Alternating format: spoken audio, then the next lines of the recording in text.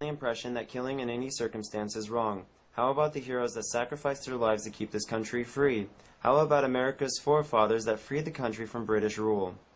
Now it's my turn. What about the women all over the world, dust, dead, and still living, who were raped by our honorable soldiers? What about the endless amount of families historically that we've slaughtered in previous wars and presently slaughter now due to terrible intel? What about the consistent motto, better them than us? Boy or girl, mother or daughter, 2 to the chest, 1 to the head. Even if you pose no threat whatsoever to myself, my American way of life, or my family, orders are orders, so you're dead. What about all the innocent Middle Easterners who were at the wrong place at the wrong time and are currently being held by our American prisons? They have trial dates set for maybe next year, maybe the year after. Ripped away from their families for no good reason at all. They have a better chance at getting shanked in a tent than ever seeing a judge. Yes, what about freedom? Because we are the only free country in the entire world. Because in order to recognize and appreciate freedom, we have to ask some of our teenage boys to go over to someone else's country and murder them. What about all the German families in World War II? The kids who waited for their fathers, who were never going to come home. Even though really Dad just wanted to serve his country and he had no idea about the genocide of the Jews, sorry kids, Dad's dead. The Americans murdered him. Because by default, if you're a German soldier, wow, you're racist and evil. Oh yes, killing is truly glorious. We certainly do owe our lives to all these brave men and women who signed up for the GI Bill. These valiant warriors who couldn't get a job anywhere else and desperately need a paycheck. These divine beings who are really just in it to get away from a bad home situation. Amazingly heroic boys and girls who joined the military because the judge said it was that or prison.